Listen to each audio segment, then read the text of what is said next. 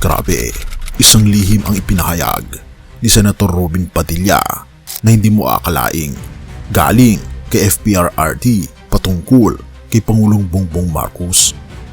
Isang revelasyon mula sa dating Pangulo na magpapabago ng pananaw mo sa ating Pangulong Bongbong Marcos. Halika, atin itong pag-usapan, kaibigan. Sipay na oposisyon kami doon sa huling pahayag ni dating Pangulong Rodrigo Roa Duterte. Sinabi niya hindi korap si Bongbong. Kalagay ko wala nang gaganda pa doon. Minsan, may isang sekretong hindi basta-basta ibinubunyag sa publiko. Isang lihim na hindi mo akalain. Isang pahayag na nagmumula mismo kay dating Pangulong Rodrigo Duterte tungkol kay Pangulong Bongbong Marcos. Pero, bakit ngayon lang ito inilalabas? At ano ang kahulugan nito sa kasalukuyang administrasyon? Kailanman, naging kontrobersyal ang politika sa Pilipinas. Kaliwat kanan ang opinyon, espekulasyon at pananaw ng publiko. Ngunit, sa huling pag-uusap ni Senator Robin Hood Padilla at FPRRD, isang matinding pahayag ang lumabas, isang bomba na siguradong mapapaisip ka. Hindi korap si Bongbong. Oo, tama ang narinig mo, kaibigan, pero hindi lang ito basta simpleng pangungusap, may mas malalim pa rito dahil may kasunod pang sinabi si Senator Robin Padilla na magpapabago sa pananaw mo. Ika pa niya, sa huli naming pagsasama ni Mayor, napakaganda nung sinabi niya kay President Bongbong Marcos. Pero ano nga ba ito? Ano nga ba ang ibig sabihin ng mga katagang ito? Bakit tila may pagbabago sa tono ng dating Pangulo?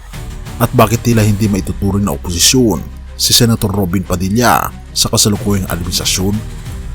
Maraming haka-haka ang lumalabas. May mga nagsasabing ito ay taktika lang ng politika, habang may iba namang naniniwala na ito ay sinyalis ng mas malaking pagbabago sa eksena ng gobyerno. Ngunit, paano kung sabihin ko sa iyo na may isang aspeto ng payag na ito na hindi mo pa naririnig? Ayon kay Senator Robin, sa huling General Convention na kanilang dinaluhan, isang bagay ay naging malinaw. Hindi korap si Bongbong. Paulit-ulit itong binigkas. Ngunit bakit kailangang bigyang diin? Dahil sa politika ng bansa, ang pagtanggap at tiwala ng mga dating lider sa kasalukuyang administrasyon ay hindi basta-basta ibinibigay, at dito nagiging mas kapanapanabik ang lahat. Bago natin ipagpatuloy, kaibigan, siya nga pala ang Great Controversy, na isa sa mga pinaka-kontrobersyal na libro dahil tumutukoy ito sa mga propesiya sa libro ng Daniel at Revelation na nagaganap na sa panahon natin ngayon. Bago ang pagdating ng ating Panginoong Diyos ay pinamimigay na namin ng libre sa pamamagitan ng PDF. At ito ay nasa limited lamang na panahon, kaya i-click mo sa description sa baba upang ma-avail mo, kaibigan, ang napaka-importanteng libro ito na magbubukas sa iyo sa mas maliwanag mong hinaharap. Purihin ang ating Panginoong Diyos at tayo magpatuloy. Kung si FPRRD mismo ang nagsabing hindi korap si Pangulong Bongbong Marcos, ano ang ibig sabihin nito para sa mga Pilipino? Simple lang, sa kabila ng mga hamon, may isang bagay na nagiging malinaw. May tiwala ang dating Pangulo sa kasalukuyang Pangulo. Pero anong ibig sabihin ng kanyang mga pagbibitaw ng mga maanghang na salita laban sa ating Pangulong Bongbong Marcos nung nakaraang niyang mga pahayag? Pero may mas malalim na tanong na kailangan nating sagutin. Ano ang magiging epekto nito sa political landscape ng bansa? Ano ang posibleng kahihinatnan ng relasyon ni FPRRD at PBBM?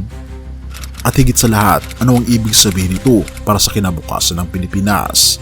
Maraming tanong, maraming posibilidad, pero isang bagay ang sigurado, unti-unting nabubuo ang pagkakaisa ng mga lider ng bansa, at ang hinaharap ng Pilipinas ay maaring mas maliwanag kaysa sa inaakala mo.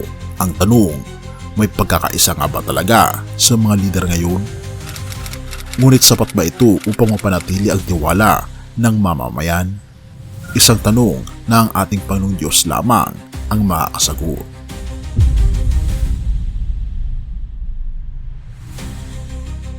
Unang 1:5 verse 20, nalalaman natin na ang anak ng Diyos ay naparito at binigyan tayo ng pangunawa upang ating makilala siya na totoo. At tayo na sa Kanya na totoo, sa Kanyang anak na si Jesucristo. Siya ang tunay na Diyos at ang buhay na walang hanggan.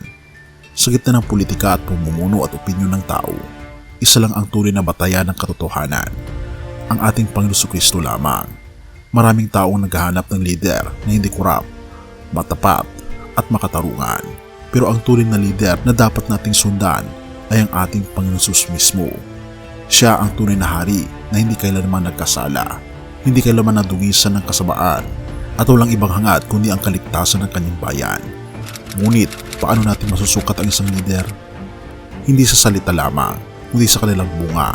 Sinabi ng ating Panginoon Jesus, makikilala ninyo sila sa kanilang mga bunga. Mateo 7 verse 16. Katulad ng sinasabing tiwala ni dating Pangulong Duterte kay PBBM, ipinapakita nito na may pagkilala sa katapatan at hindi pagiging korap. Isang katangiang dapat ipakita ng sinumang lingkod ng bayan. Pero bilang mga Kristiyano, hindi sapat ang umasa lamang sa mga lider ng mundo. Dapat nating alalahanin na kahit sino pang nasa gobyerno, ang ating Panginoon Jesucristo lamang, siya pa rin ang hari ng lahat. Kahit anong mangyari sa politika ng ating bansa, ang tiwala natin ay hindi dapat ilagay sa tao, kundi sa ating Panginoon Jesus, na siyang mismong may hawak ng ating kinabukasan.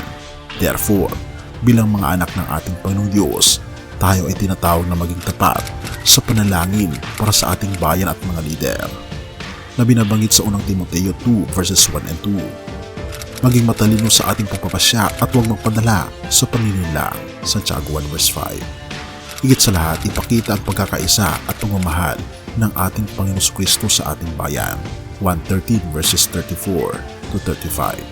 Sa bandang huli, kaibigan, ang tunay na pagbabago ay hindi nagmumula sa gobyerno, kundi sa puso ng bawat tao na tunay na sumusunod sa ating Panginoon Jesucristo.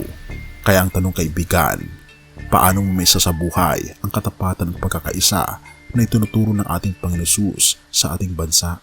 Purihin ang ating Panginoon Diyos at tayo manalangin.